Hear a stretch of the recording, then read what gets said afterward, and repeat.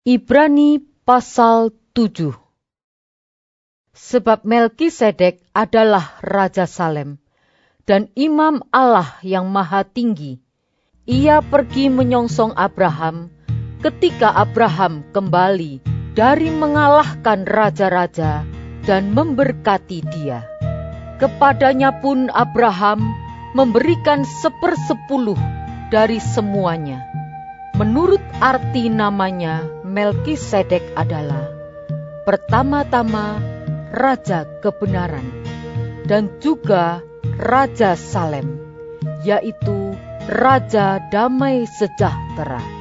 Ia tidak berbapa, tidak beribu, tidak bersilsilah, harinya tidak berawal, dan hidupnya tidak berkesudahan. Dan karena ia dijadikan sama dengan anak Allah, ia tetap menjadi imam sampai selama-lamanya. Camkanlah betapa besarnya orang itu yang kepadanya Abraham bapa leluhur kita memberikan 1/10 dari segala rampasan yang paling baik. Dan mereka dari anak-anak Lewi yang menerima jabatan imam mendapat tugas menurut hukum Taurat untuk memungut 10% dari umat Israel, yaitu dari saudara-saudara mereka, sekalipun mereka ini juga adalah keturunan Abraham.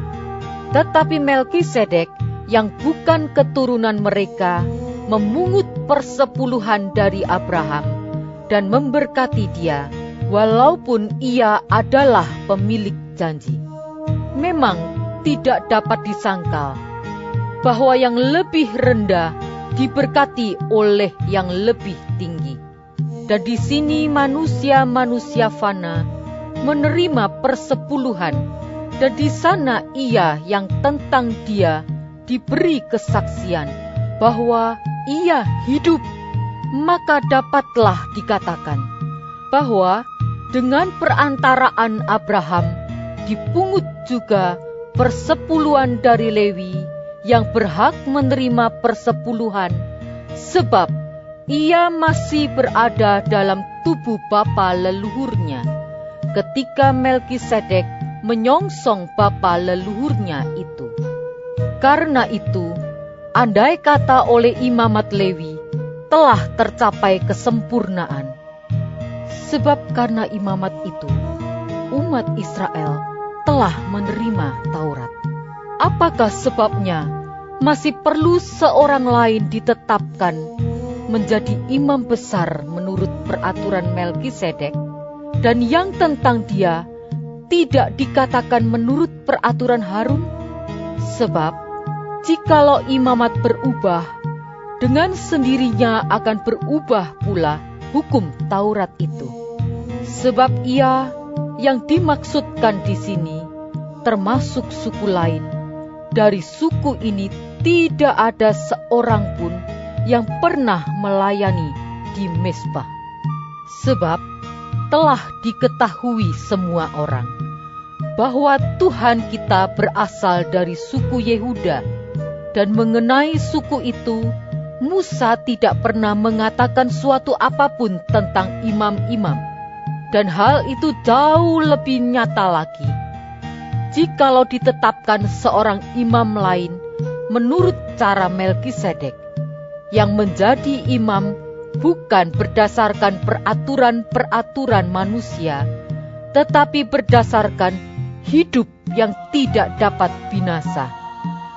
Sebab tentang dia diberi kesaksian, engkau adalah imam untuk selama-lamanya, menurut peraturan Melkisedek. Memang suatu hukum yang dikeluarkan dahulu dibatalkan kalau hukum itu tidak mempunyai kekuatan, dan karena itu tidak berguna. Sebab hukum Taurat sama sekali tidak membawa kesempurnaan, tetapi sekarang ditimbulkan pengharapan yang lebih baik, yang mendekatkan kita kepada Allah. Dan sama seperti hal ini tidak terjadi tanpa sumpah. Memang mereka telah menjadi imam tanpa sumpah, tetapi ia dengan sumpah diucapkan oleh Dia yang berfirman kepadanya, Tuhan telah bersumpah, dan Ia tidak akan menyesal. Engkau adalah imam untuk selama-lamanya. Demikian pula, Yesus adalah jaminan dari suatu perjanjian yang lebih kuat, dan dalam jumlah yang besar, mereka telah menjadi imam, karena mereka dicegah oleh maut untuk tetap menjabat imam. Tetapi, karena ia tetap selama-lamanya, imamatnya tidak dapat beralih kepada orang lain. Karena itu, ia sanggup juga menyelamatkan dengan sempurna semua orang yang oleh Dia datang kepada Allah. Sebab ia hidup senantiasa untuk menjadi pengantara mereka.